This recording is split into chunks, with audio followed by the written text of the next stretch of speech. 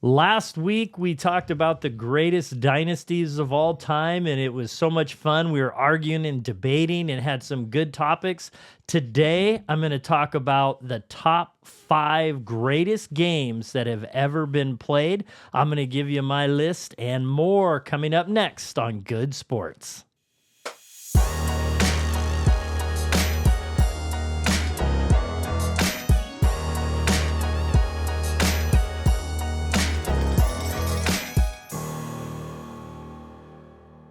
Thanks for joining us. I'm Randy Goode, and in just a second, I'm going to be giving you my top 5 picks for the greatest NFL games of all time. And so this is exciting. What I'd like for you to do is write in the comments section. I got this idea because people have commented and suggested this idea of talking about the greatest games of all time. So today we're going to be talking specifically about the NFL. So let's get right at it. And I'm going to give you my 5th greatest NFL game of all time. So here we go.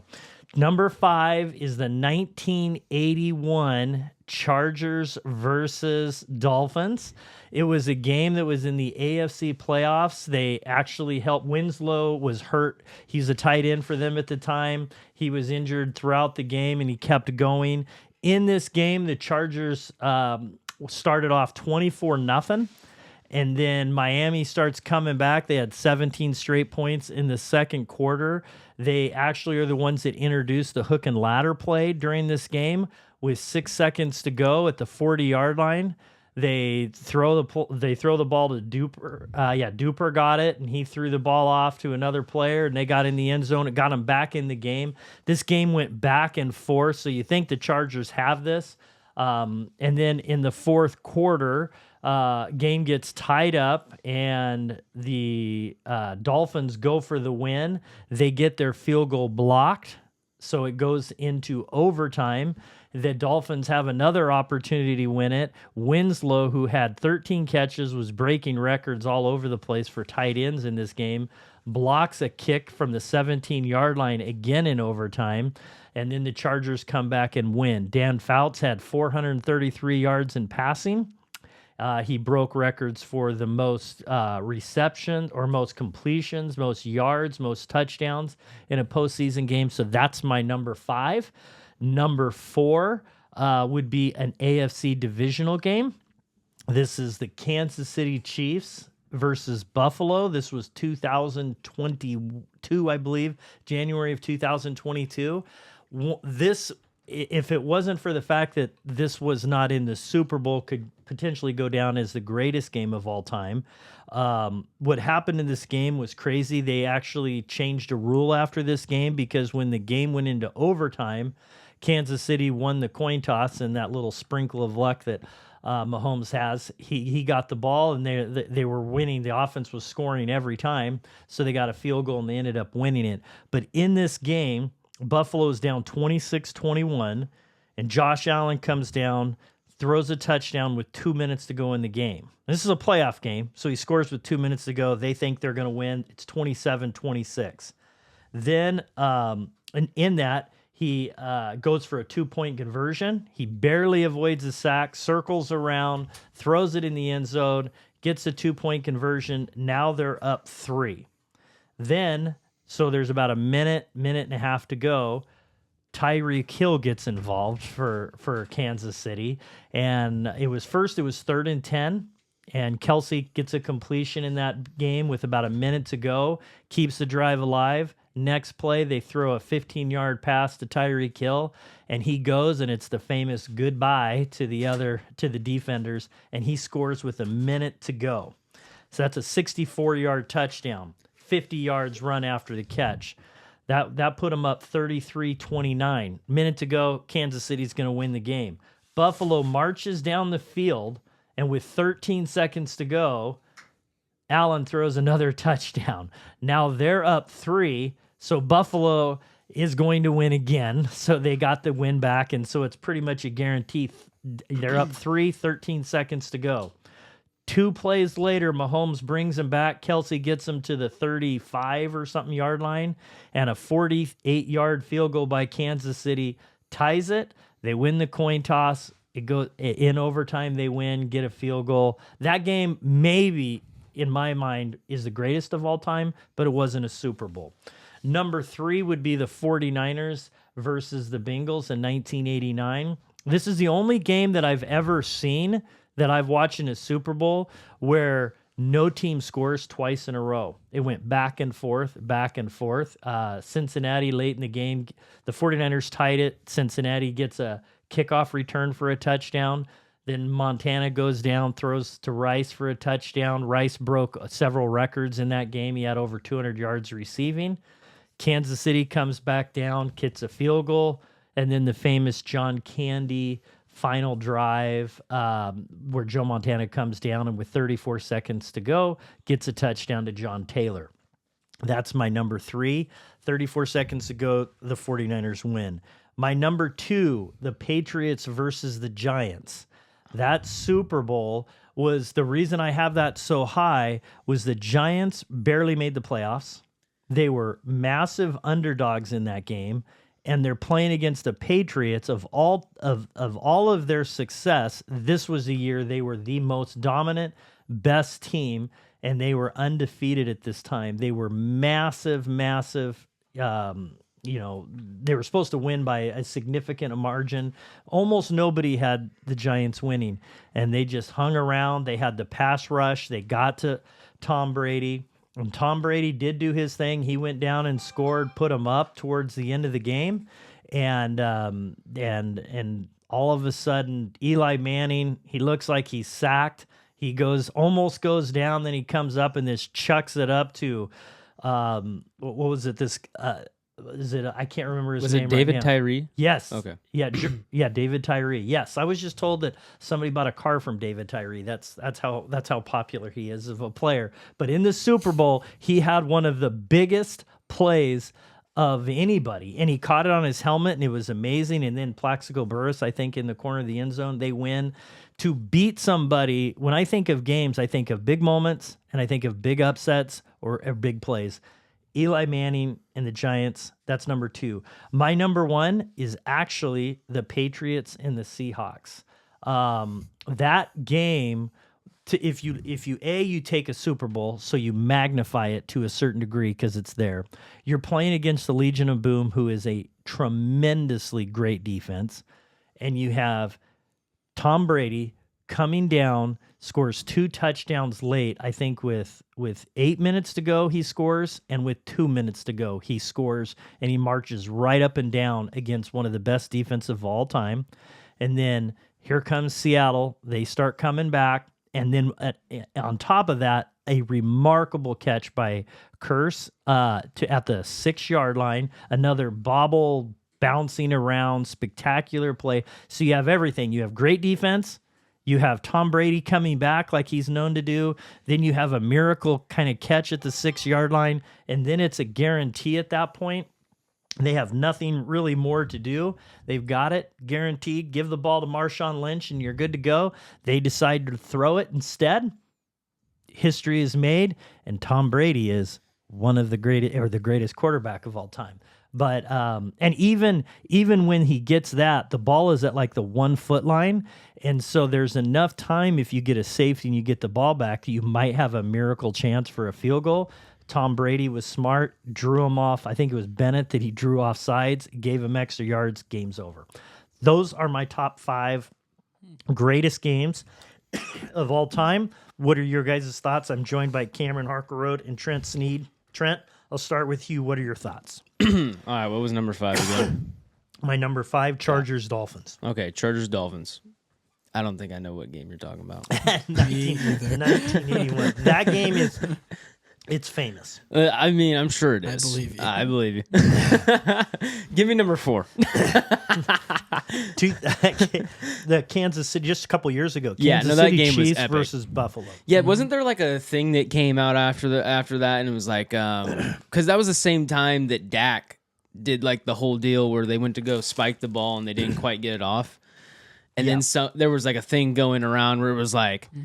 All you need is 13 seconds as long as you're not Dak Prescott and you got Patrick Mahomes behind you. Isn't that right? I think that was how the saying came out anyways. But I just remember they grilled Dak Prescott after that one because he didn't do it. and Patrick did. But anyways, I can always love that. No, that game was pretty epic. I think the cool thing about that game is you have two very different teams. You got the Kansas City Chiefs that are really at the height of what they did best. Tyreek Hill is still there. I think that was his last season there, correct? Yes. Okay. So last season there, Patrick Mahomes pulls off one of the most incredible things, the last 13 seconds. And then you have Josh Allen, who's just an absolute gunslinger. And, he's like the reincarnation of Brett Favre. If Brett Favre was just 6'8" or whatever, how tall he is. 6'5", 250 pounds, big boy. But anyways, you just have two very different teams going at each other. And I just thought it was a really unique game in general, and be able to watch it alive. I was alive for this one. That does help. That was pretty great. But as far as like the game itself, I don't know.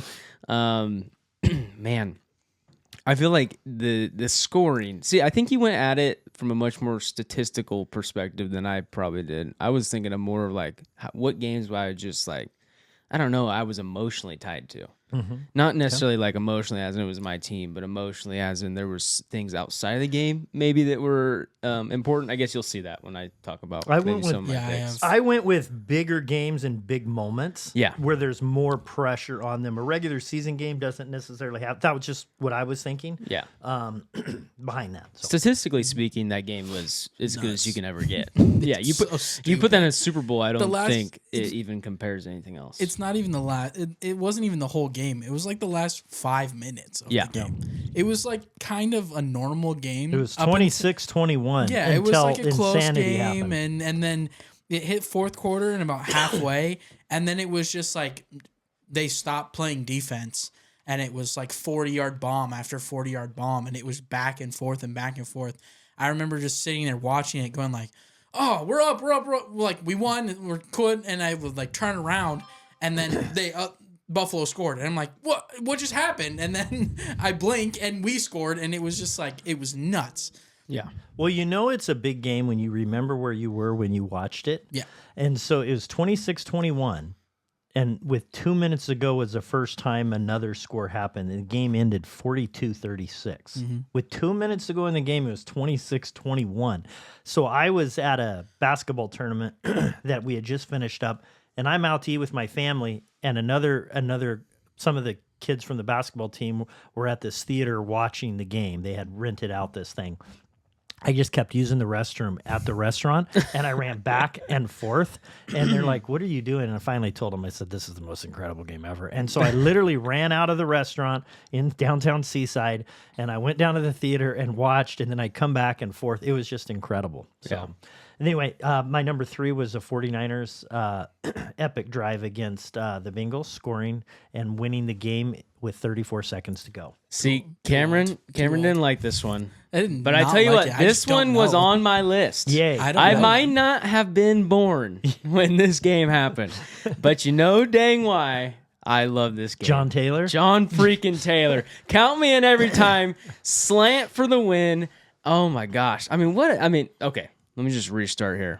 First of all, two great football teams. I think the Bengals probably get a lot more hate in those days than they definitely deserved. They definitely were actually a really good football team. They were really good. People who didn't grow up in the era that game was played aren't going to understand that Boomer Esiason was. He was deadly. He was, and they had a running back who was the best in the league, Icky Woods, and they called the Icky Shuffle. Oh, the Icky and it was Shuffle, huge. And when his career ended, basically. That game, Ronnie Lott comes up to him, and Icky went right up, and Ronnie Lott sent him back.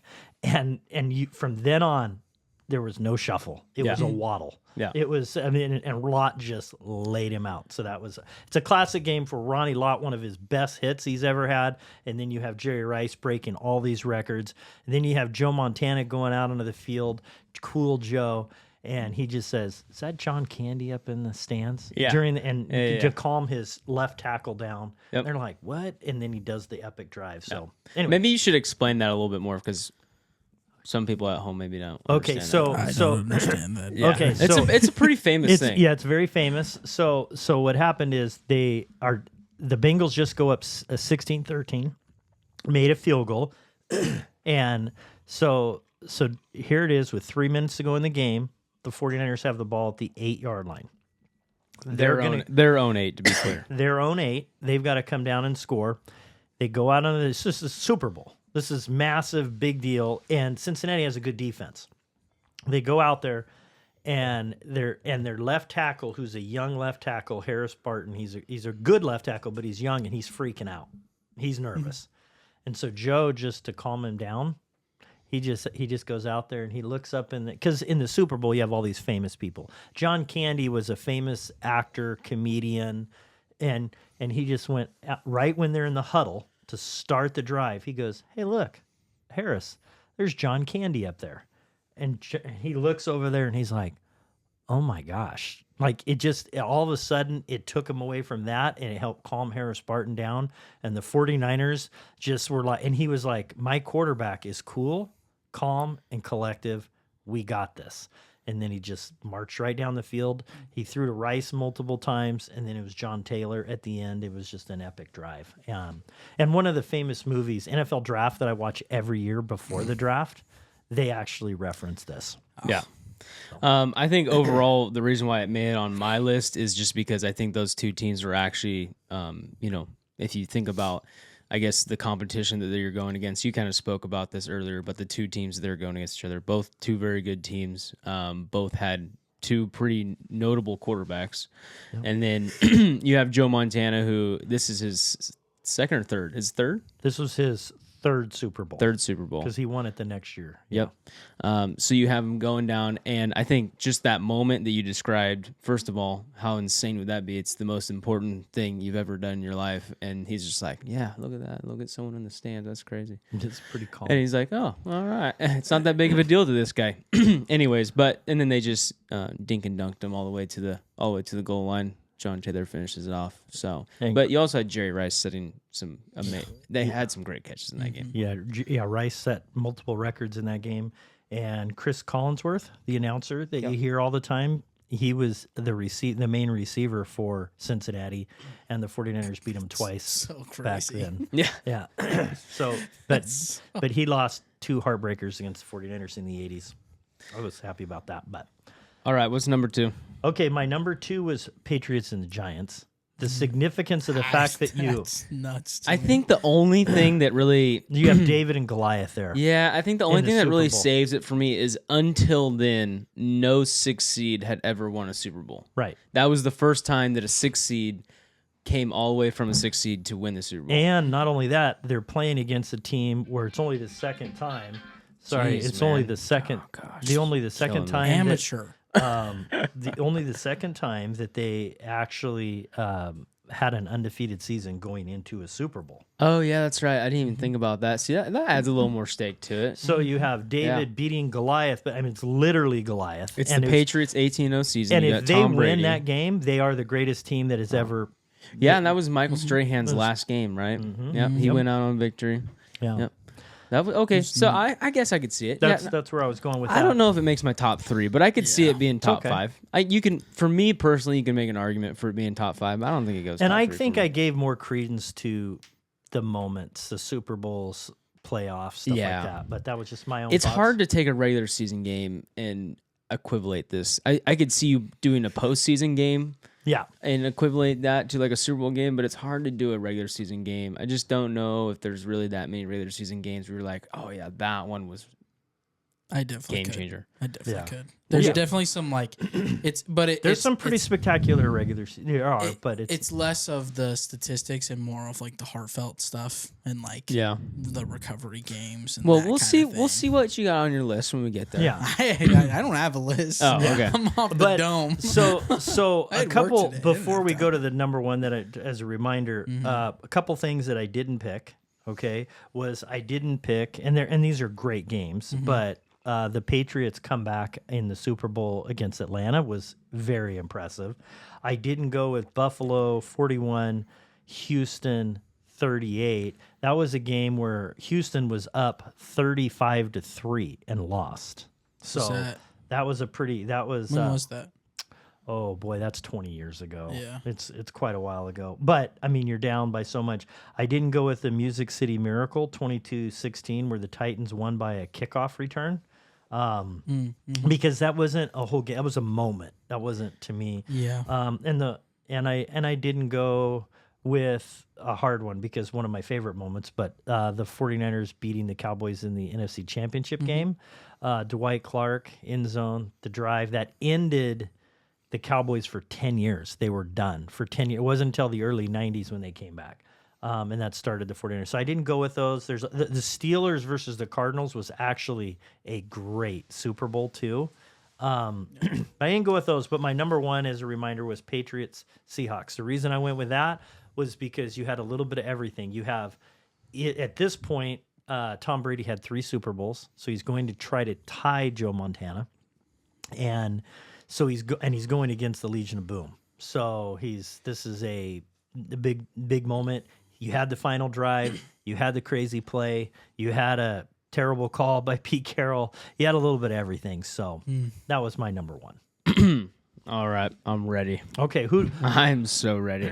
who would be some teams that you would have? All right, I'll give you my honorable mentions first. Okay. Honorable mention number 1, the Ice Bowl.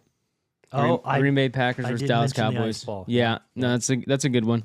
I think the hard thing about the Ice Bowl is it's memorable for being the Ice Bowl. It's not really memorable for the actual play of the game.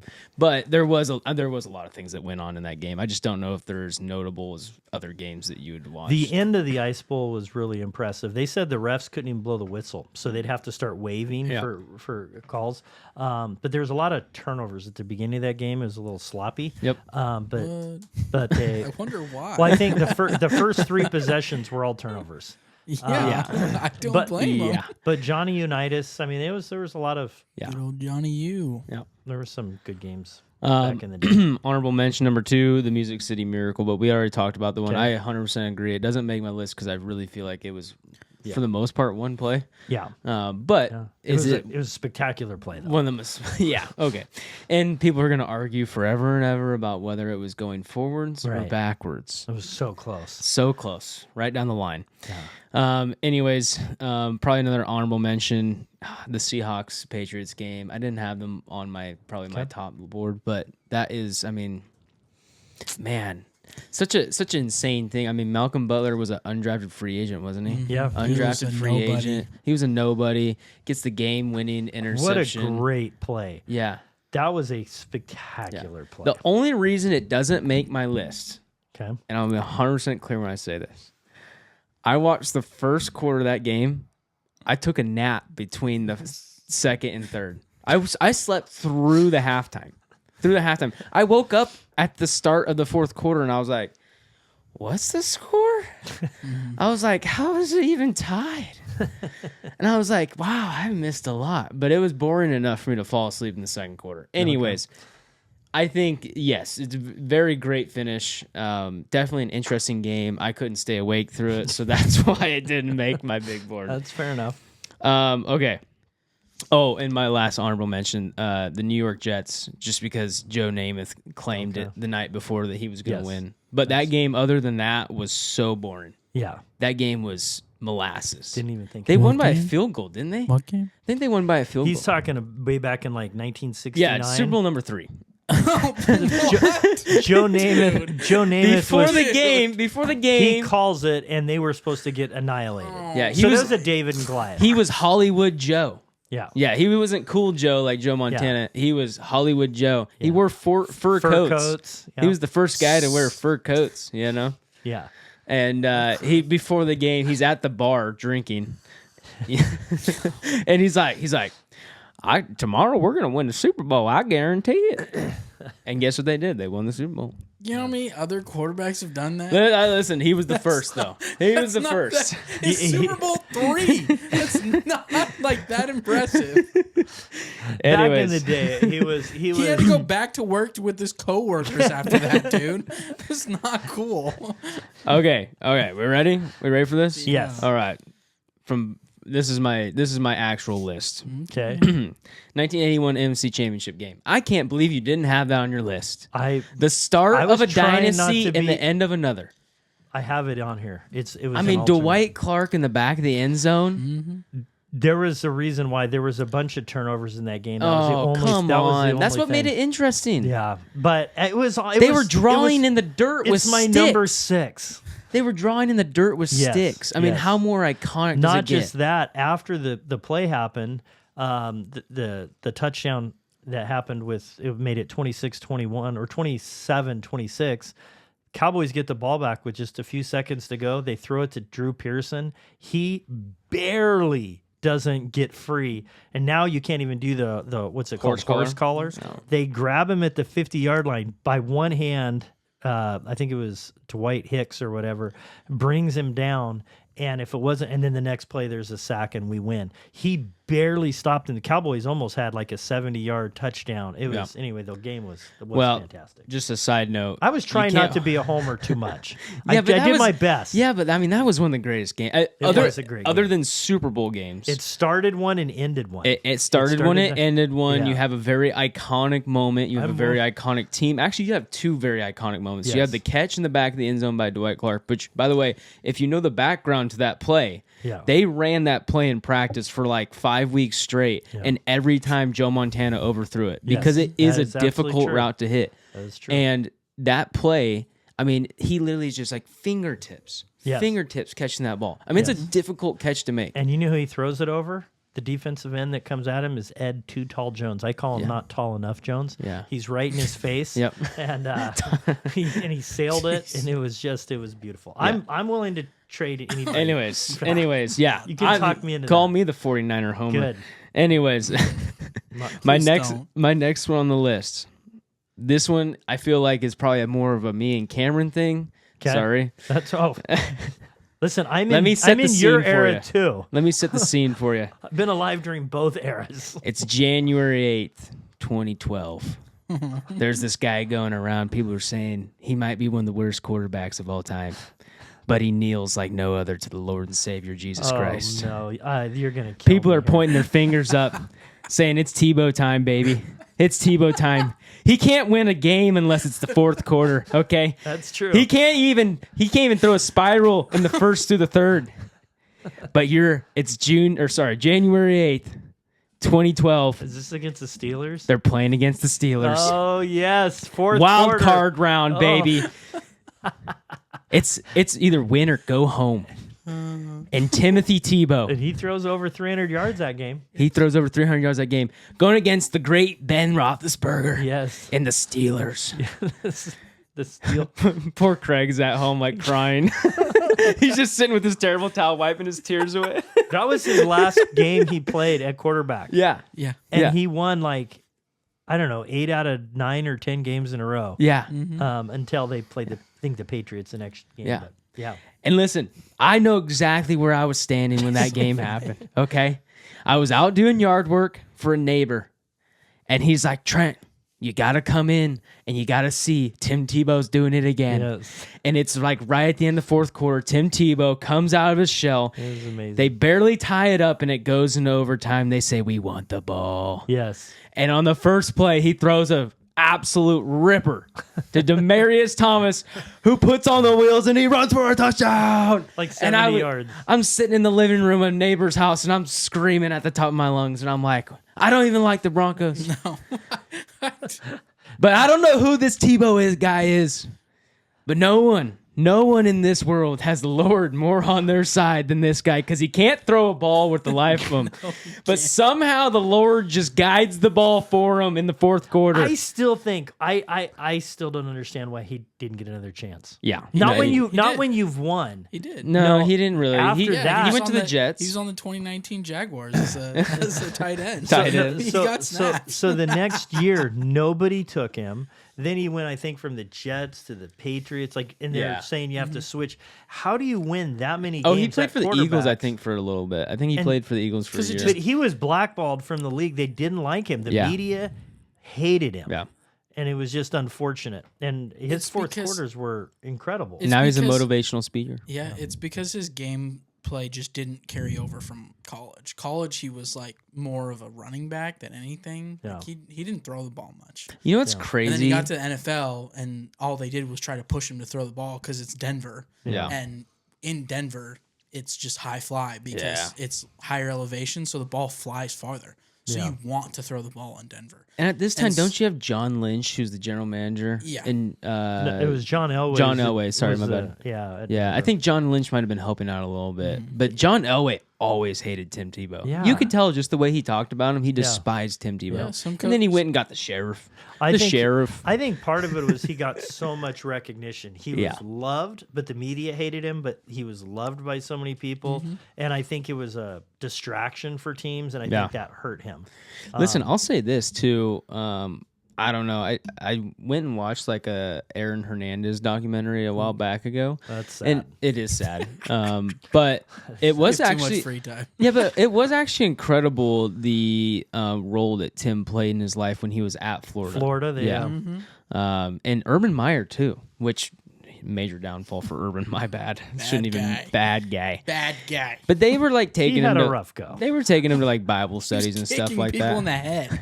That's not a rough go. That's just getting old. Anyways, all I'm saying is the people that Tim, I guess I don't want to call it discipled when they were at Florida, the people that Tim discipled at Florida, you just look back now and you're like, wow, he was really the only person in that group that really wanted it for him. You know. Anyways, Yeah. it's just sad. It's really sad. A kid that reminds me of Tim Tebow and that kind of, I guess, grit Yeah. was that kid from GCU. Oh yeah. I know what you're talking about. Kyle something. Yeah. Oh Just gosh, he like- wears 15, just like Tebow, doesn't he? Yeah, he wore 15, but like just the just like no reason he should be playing and no reason he should be going as far as he is, but he did, and it just Yeah, that grit. So who do you have, Trent? What else do you have? My top 3. Okay.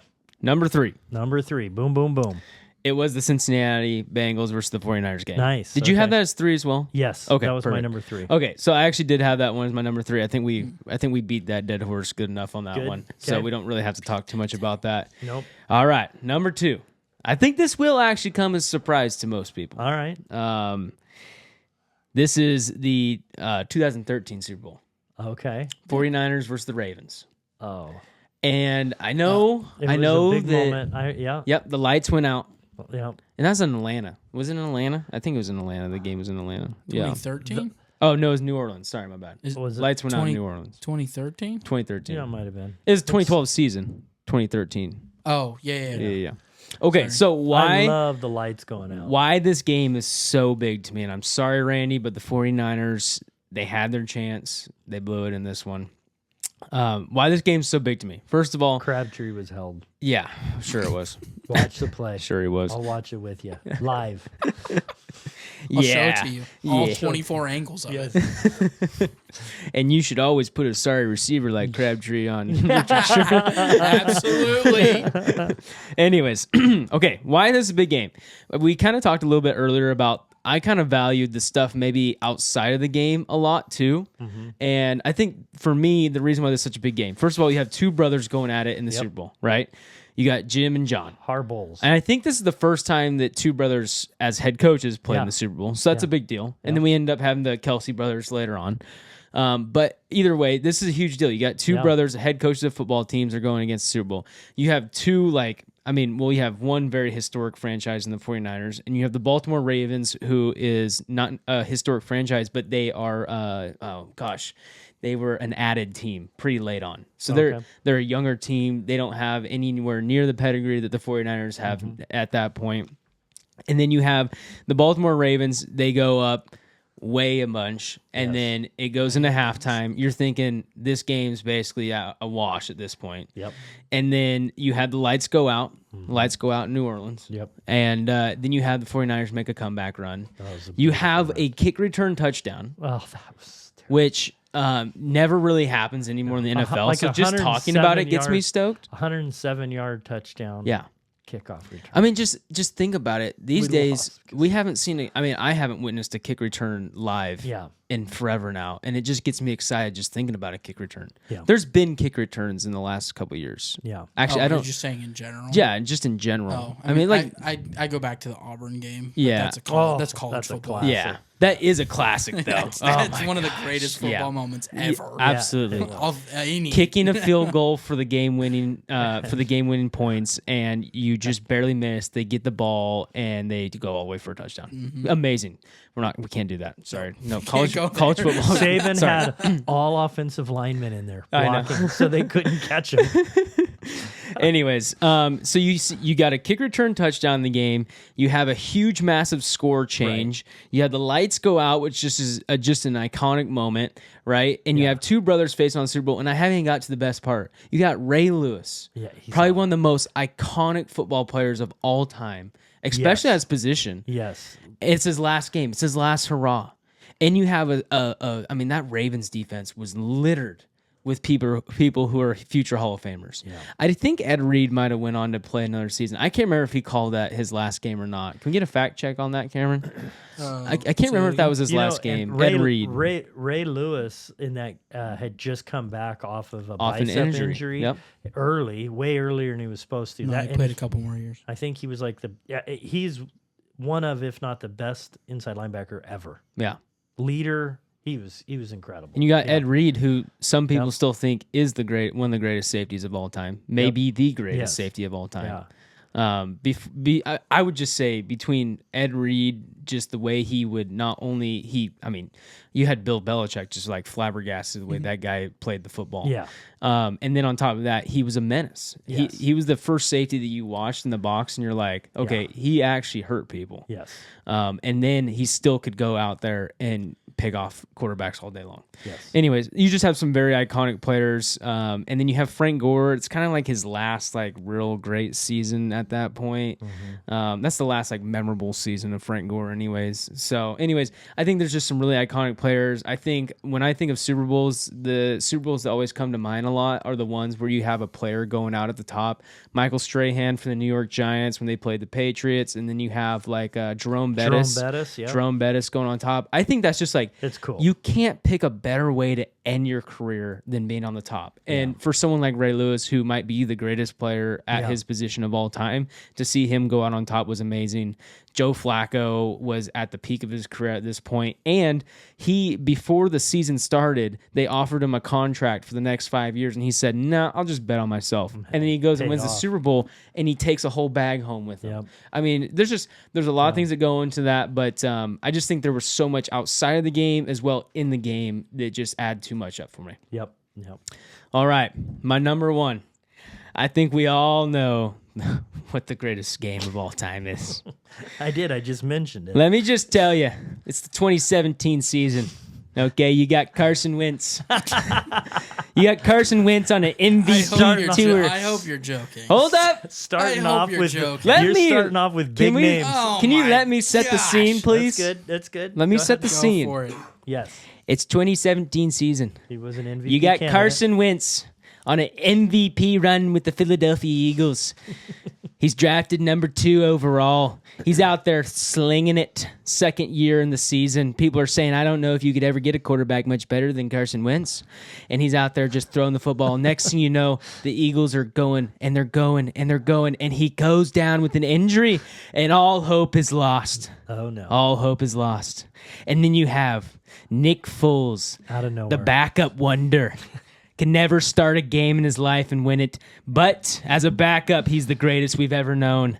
He comes in there, he takes them on one of the most historic playoff runs of all time, and then he goes in the Super Bowl, and you got the greatest backup of all time playing against the greatest quarterback of all time for the Super Bowl, and you have Tom Brady run this Philly special type play, and he drops the ball, and then you have Nicky Foles get in there, and it's the greatest play of all time, except for maybe hot dog or whatever the one, corn dog. It maybe is the greatest Super Bowl play of all time, except for maybe corn dog.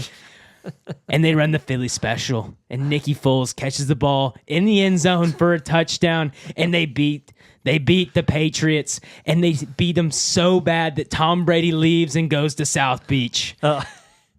That's the greatest Super Bowl of all time. So you say it's the greatest because a guy out of nowhere comes up. It's a David and Goliath story. Then the same type of thing. You have the greatest quarterback on his last Super Bowl tour. Yeah. It's one thing if it's Eli Manning, but when it's Nick Foles, he got beat so bad. Yeah, he had to go to Tampa Bay. Yeah. I mean, think about that. It's not wild. He retired first. The greatest quarterback of all time got beat by a backup so bad. No, best. That he had to go to Tampa Bay. Yeah. And then he went and got one, which actually that game, retired. his Super Bowl win against the Kansas City Chiefs almost made it in my list of honorable mentions. That is on my list. Okay, that's fair. Okay. I give you that because it almost made it on my list for honorable mentions just because I thought it was such a unique thing for him to leave. But anyways, all I'm saying is it's the last time you saw the New England Patriots make it to the Super Bowl. It might be the last time in a very long time. You know what's cool also is I think the Nick Foles story is cool because it's a Philly thing. It's the lunch pail, the guy that doesn't have everything going for him. It's just a cool story for that town that's known as just a lunch pail town. You know what my it's favorite pretty part cool. of that whole thing is too? What's that? Is no one thought they were going to win. So they wore like K9 dog masks to the game, and then they'd put their helmets on, and then after the game, they'd put the K9 dog masks back on, and they'd walk off because they just thought they were the Philadelphia Eagles, and they were underdogs. And my favorite part is after they win the Super Bowl, Jason Kelce puts on is it the murmur suit? Is that how you pronounce it? I don't know. It's a special Mardi Gras thing anyways. He puts on the suit and he goes around, he parades around, and they let him give a speech. And in the speech, he says, "The hungriest dogs run the fastest." And he said, "We were hungry." And I was just like, yeah, I'm so inspired. I'm like, I feel like Rocky Balboa. I want to run some steps. Jason, come on, buddy. Sometimes when I'm feeling really down, it's a down day. You put that game on? Just watch the No, I just put on Jason Kelce's speech, and I'm fired up. I'm like, I'm so hungry. I'm starving. I haven't eaten in 3 days. I just ate like a candy bar a couple seconds ago, But anyways, I just think, listen, whether you like the Eagles or you don't, we got one Super Bowl. It's honestly, that's all we got. And to be fair, we don't have any Super Bowls where it's like, that was our guy. We did that, No. But we got one Super Bowl, and I honest to God think with everything outside of the game and everything in the game, I think it's the greatest Super Bowl of all time. Okay. All right, Cameron, what would you agree with? Which one of these would you agree with, and what would you say you would maybe add to this list? My list, I didn't have much time to prepare this, so this is kind of off the dome. I agree with the Kansas City and Buffalo game. That was going to be on my list. Fantastic Just game. watching that game, I remember being in my parents' house and watching that with my dad, and just like every 2 seconds just going back and forth like, oh, they're going to win. They're going to, like that was just a fun game to watch. As heartbreaking as it is, the 2013 Seattle Super Bowl, that one was hard. That's Patriots. Yeah, with the Patriots losing that game. Because as a kid, I was a Seattle fan because my dad was a Seattle fan. And so I just remember. And you had it. Yeah. That's what's hard there. is you and had it. I just remember like standing like 3 feet from the TV, just like. And then I remember them snapping the ball and me realizing that Marshawn Lynch wasn't on the field and being like, we're going to lose. And I remember being so upset after the game, seeing like Richard Sherman and Marshawn Lynch on the sidelines just laughing. Yep. Because in my mind as a kid, and like what I was always taught as like a player is like, no matter what, you're like there for your team. Yeah. And like I wasn't old enough to realize that like for them it's a business thing. Yeah. And so like they got paid no matter what, and they're just laughing at their coach for making a terrible play. Right. And like they're like whatever, But that one was hard, but it was an incredibly fun game to watch. Another Super Bowl that I have on there was the Patriots Atlanta game. That game was just, I thought it was packed up, and I was so happy to see Tom Brady just getting killed by Matt Ryan. Of all people, Matt Ryan was just Julio Jones laying it down. Rodney White. Yeah, just like nobody's, just giving it to Tom Brady. and he was getting killed, and they couldn't get anything going. And then all of a sudden, they just go to work. You know, they put their head down, and they just ran away with it. And Atlanta just kind of rolled over, choked. And I swear there was a period of time where Tom Brady just had a switch in his head, and he was like, I'll turn it on now. There's very few people that are calm under pressure, and all they do is they think, okay, we're going to get within 7. You know, now we're going to tie it. And they just think, they know they're going to score. Now it's just, this is how we're going to do it. I think, and they don't think, fear does not even enter their thoughts. I think this is going to be dumb, but I think Mahomes has that. I saw that in the Philly Super Bowl. It was halftime, and I was getting a little nervous because we were down 10. And then it showed a clip of him on the sidelines, and he was just laughing. Yeah. And at that point, I was like, oh, we're going to win. Like, he's so confident in his own abilities and his team's abilities that he's not even worried. Right. He's not even thinking about it. He's just like laughing it off like, okay. Yeah. I sadly agree. Yeah. He was hurt that game too. Yes, he was. He was badly injured in the game before that. In the AFC Championship game. High ankle sprain. Yep. And I remember multiple times where the Eagles had tackled him, and I was like, how is he still up? going? I'm like, how is he still getting up? Because it was like ankle tackles. Not that they were necessarily trying to do it on purpose, but just, there were some runs that he broke off, and I'm like, how is he still going? That's got to hurt so bad. It did. Because, I mean, at one point they were questioning whether or not he'd even play in the game. It was so bad. His ankle was. And they're like, oh, yeah, he's going to play. And I'm thinking, he's going to be pretty fragile. And listen, to be honest with you, I think I said this when we were watching the Super Bowl together, but the last thing I wanted was for Brock Purdy to go down in the NFC Championship game, and then for the Patrick Mahomes to go down in the Super Bowl, and then we win that way. That would have been the worst way to win possible. At that point, you don't even know if you can be excited about it, So anyways, I was super excited he kept on going throughout the game. But yes, I mean, he had that ultimate... I mean, I remember when he was driving down the end, you're just like, yeah, he's going to do it. Yeah. I know. Yeah, there's just... he gets it in his head that he's going to score, and there's not much you can do about it. Yeah. Yeah. I've heard like Kobe, I heard Larry Bird both talk about these situations. One time they asked Larry Bird if you were 0 for 16 in a game, you have 4 Hall of Famers on your team, who would take the last shot, and you're 0 for 16. And he looked at the reporter like he's an idiot. And he goes, what do you mean? And he goes, well, who's going to take the last shot? You're 0 for 16. Who are you going to throw it to? And he goes, I'm going to shoot it. Yeah. He goes, but you're 0 for 16. And he goes, first of all, I'm never going 0 for 16. And he goes, and if I am, the odds of me going 0 for 17 are so unrealistic. And it's a mindset of I'm going to be successful. I heard Kobe Bryant just talk about, he says, I prepared for this moment so much. He goes, I'm prepared. I don't have to worry about failure at all. I will be successful because I played this in my mind a million times. I've got this. And so those they stay calm, the heartbeat's not freaking out, and they're like, I'm going to win. I'm going to score. I'm going to whatever. Yeah. So what other games you got? I know there's a couple more, right? The Tampa Bay game, Tampa Bay and Chiefs Super Bowl. Even though I lost that game, just watching Tom Brady take a poverty franchise and take him all the way to the Super Bowl and win, and like against at the time the best team in the league, like by far. Oh, by far. Was just like, oh, okay. I felt it doubled my hatred for Tom Brady, but it also respect. It also just like I went like, okay, well, yeah, now he's unarguably the best quarterback ever. Like I just watched him I watched an old man beat up a kid in a Super Bowl.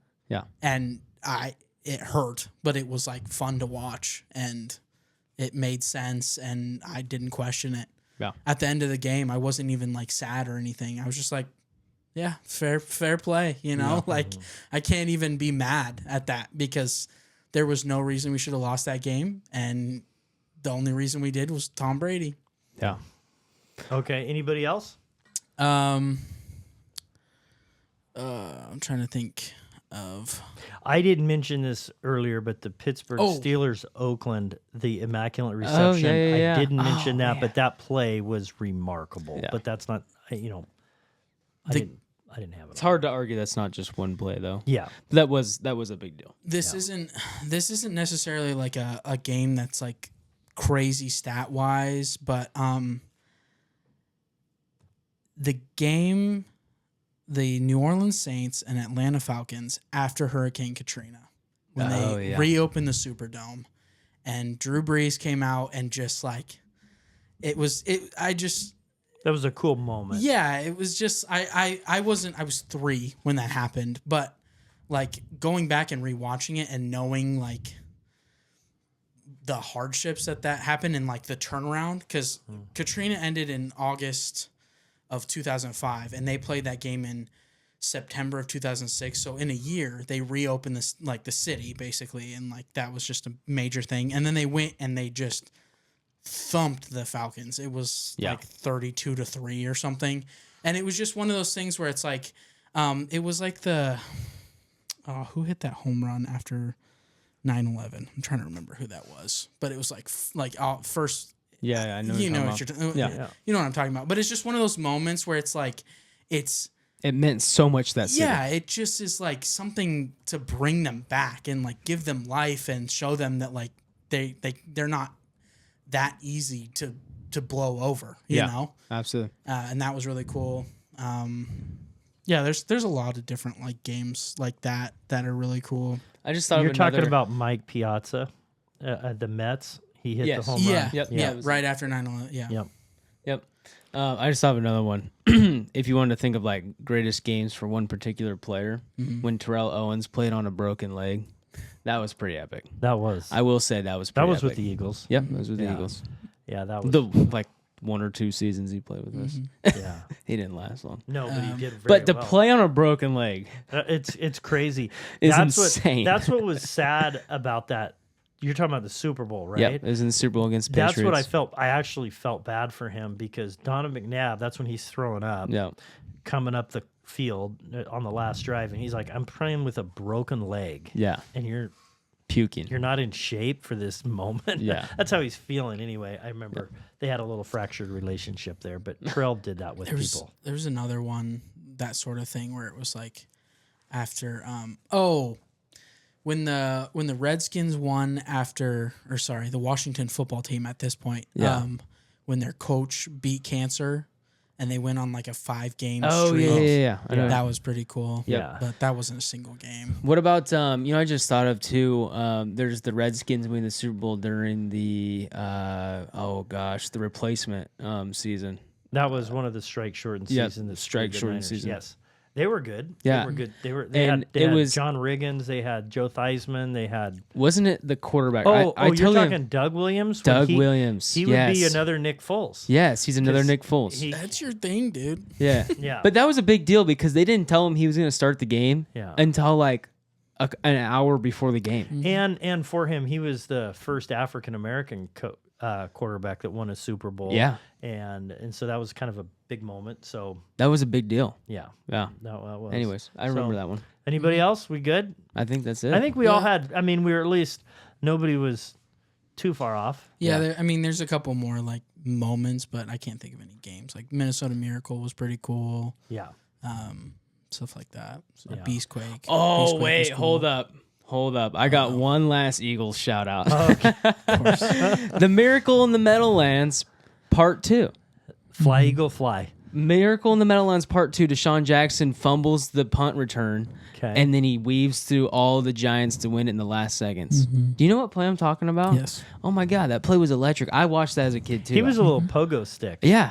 He just boom, boom. I just remember it was like so funny because there's like, I don't know, like 10 seconds left in the game. And the New York Giants, they get stopped on 4th down. They're like, we're just going to punt it. And who was the coach for the New York Giants at that time? Older guy. Oh, man. Coughlin? Yeah. He's like screaming at the punter, don't kick it to him. Just kick it out of bounds. Don't kick it to him. And he kicks it right to him.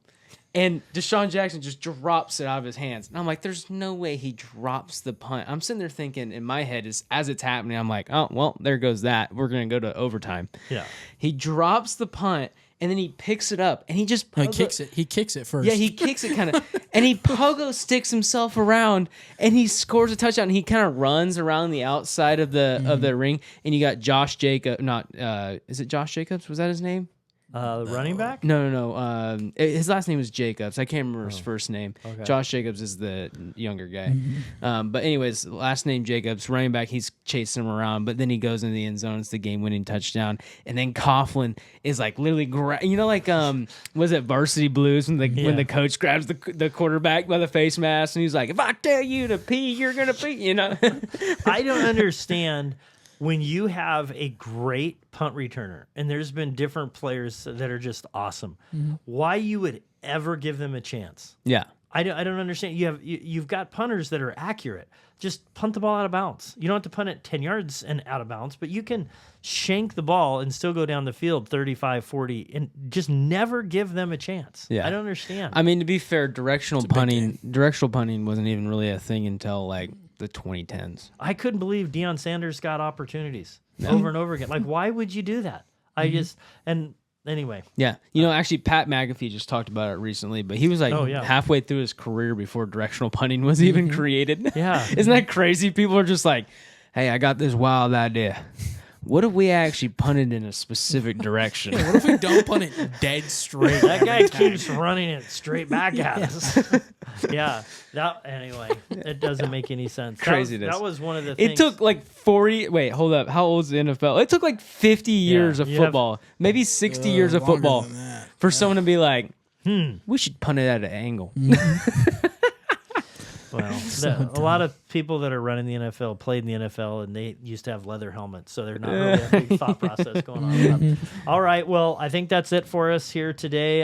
We will come back with some more. Please put stuff in the comments. It actually does make a difference, and maybe we can do some more topics that you come up with. Also, hit the subscribe button. We really want to see who's out there and how many people are watching. We've got a lot of views now overall, and so we're very grateful. But thanks for joining us, and we'll see you next time.